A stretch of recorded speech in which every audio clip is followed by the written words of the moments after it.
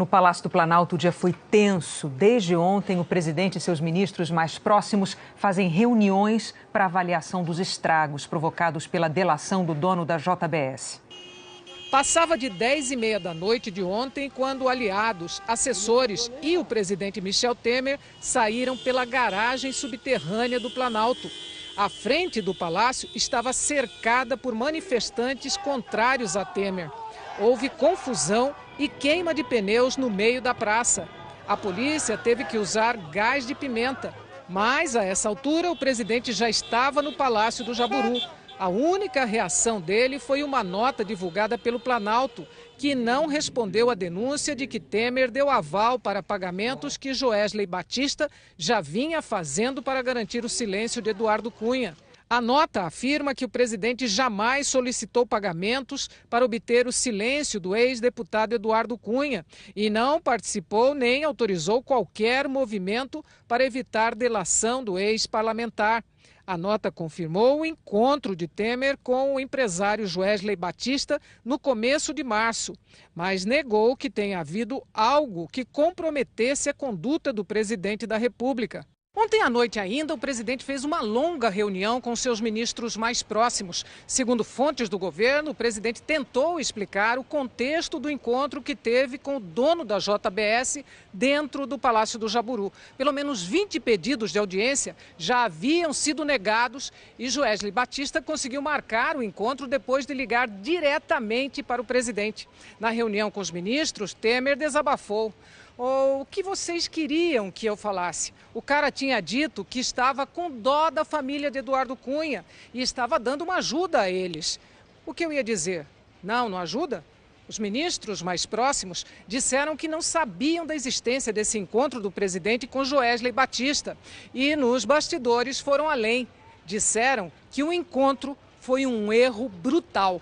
O esforço do Planalto agora é tentar não deixar o governo parar.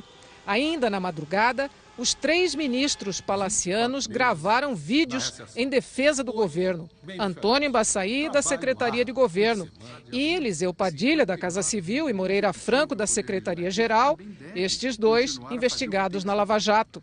O Executivo e o Legislativo têm que tirar o Brasil da maior crise econômica da nossa história. É fundamental que nós tenhamos muita serenidade, façamos um esforço de nos manter unidos com um único objetivo. O Brasil não pode parar. Hoje, Temer chegou ao Planalto por volta de 8 da manhã.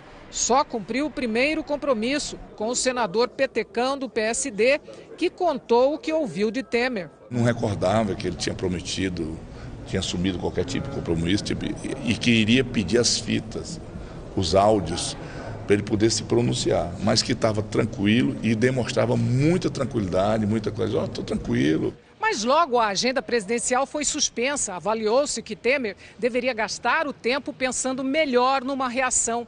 E ele permaneceu em reunião numa espécie de gabinete de emergência. Temer se mostrou incomodado e insistiu, queria falar.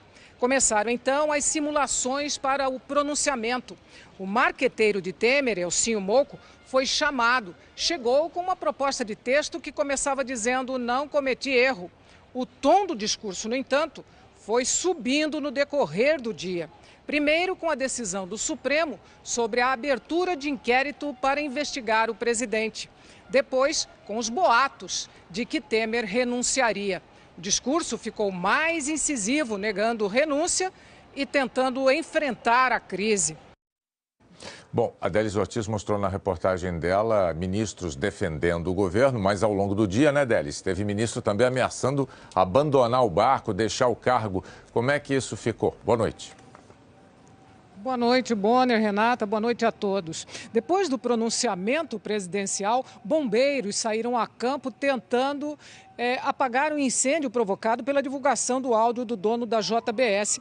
O PPS decidiu deixar o governo e o ministro da Cultura, Roberto Freire, seguiu a orientação do partido, esteve aqui no Planalto e pediu demissão. Já o ministro da Defesa, Raul Jungmann, decidiu ficar. Em nota, o PPS justificou que a permanência dele se deve à relevância do cargo. Mais cedo, o PSDB ensaiou desembarcar do governo. O ministro das Cidades, Bruno Araújo, chegou a dizer que iria pedir demissão do cargo. Mas houve muita articulação e no início da noite os 4 ministros tucanos e o senador Tasso Gereissati estiveram aqui no Planalto. O partido decidiu continuar apoiando o governo. Temer ouviu a gravação do dono da JBS no gabinete presidencial, cercado de assessores e ministros.